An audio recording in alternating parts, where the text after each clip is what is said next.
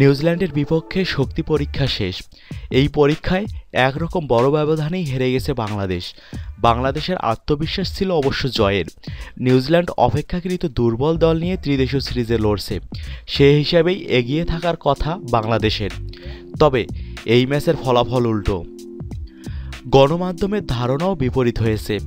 Match শেষে দেখা যায় বাংলাদেশের এই হারের জন্য 4 জন ক্রিকেটারের বাজে ক্রিকেট বেশি দায়ী।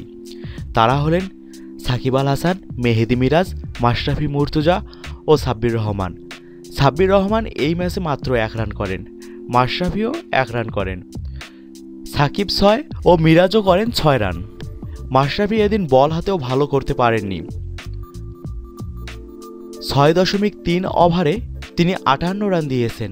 ওভার প্রতি প্রায় 9 হারে রান দিয়েছেন তিনি।